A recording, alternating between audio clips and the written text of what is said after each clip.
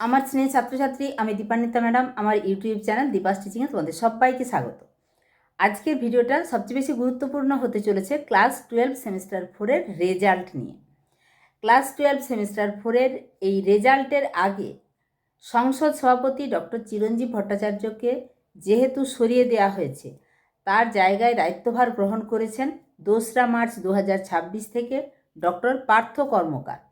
তো এই নিয়ে তোমরা ভীষণ রকম চিন্তায় আছো যে আগের যে সংসদ সভাপতি ছিলেন তিনি সমস্ত ব্যাপারটা জানতেন, ফলে ওনার হাত ধরেই রেজাল্টটা হলে ভালো হতো। এই নিয়ে তোমাদেরকে আজকে বেশ কিছু আশ্বাস বাণী শোনাবো, যেটা সরাসরি নূতন সংসদ সভাপতি জানিয়েছেন।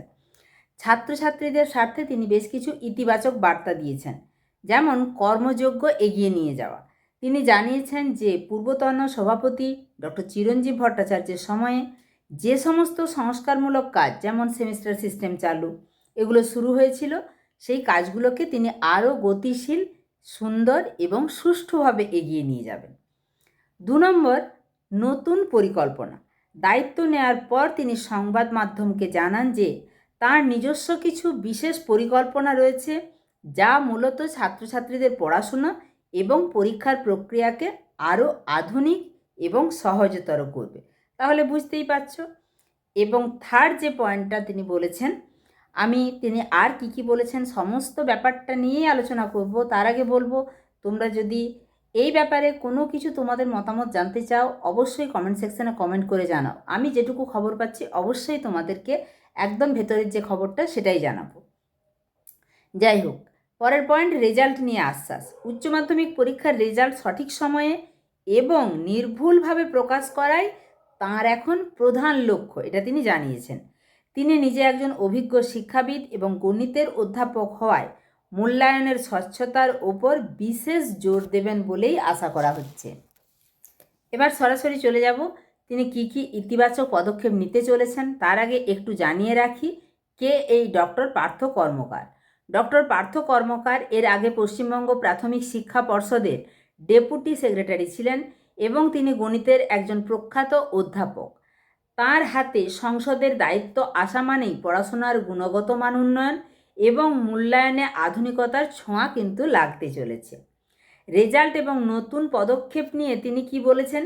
তিনি দায়িত্ব নেওয়ার পরেই জানিয়েছেন, বর্তমান পরীক্ষাগুলোর রেজাল্ট যাতে দ্রুত এবং নির্ভুলভাবে ছাত্রছাত্রীদের হাতে পৌঁছে দেওয়া যায়, সেটাই প্রথম সুনিশ্চিত করতে হবে। উচ্চ মাধ্যমিকে যে নতুন সেমিস্টার সিস্টেম চালু হয়েছে, ছাত্রছাত্রীরা যাতে সহজেই তাতে অভ্যস্ত হতে পারে, সেই দিকে তিনি বিশেষ নজর দেবেন। তিনি বলেছেন, আমার কিছু নিজস্ব পরিকল্পনা আছে যা ছাত্রছাত্রীদের মঙ্গলের জন্য প্রয়োগ করা হবে।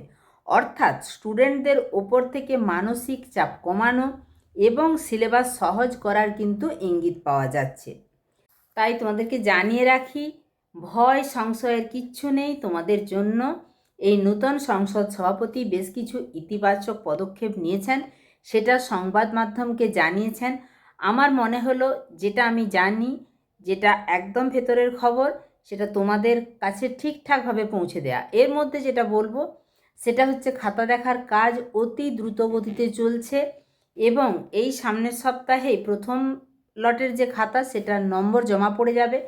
একটা লটের নম্বর জমা পড়ে যাওয়া মানেই হয়তো কোনো এক্সামিনারকে 50টা খাতা দেওয়া আছে, তিনি প্রথম দফায় 25টা, তার পরের দফায় 25টা দেবেন।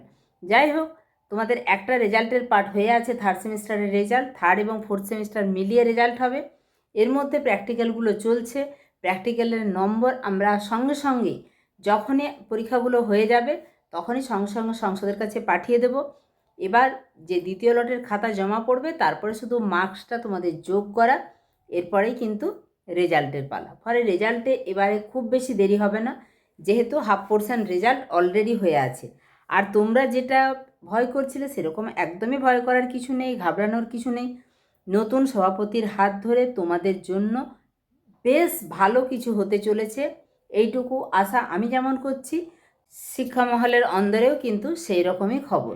ঠিক আছে, তাই আবারও বলবো, ঘাবড়ানোর কিছু নেই, ভয় পাওয়ার কিছু নেই, তোমাদের জন্য ভালো কিছুই হতে চলেছে। ঠিক আছে, চ্যানেলে নতুন হলে অবশ্যই চ্যানেলটা সাবস্ক্রাইব করে রেখো। গুরুত্বপূর্ণ এই খবরটা বন্ধুদের মাঝেও কিন্তু শেয়ার করে দিও, আর একটা লাইক করে দিও। দেখা হচ্ছে খুব তাড়াতাড়ি পরবর্তী আপডেট নিয়ে। টাটা।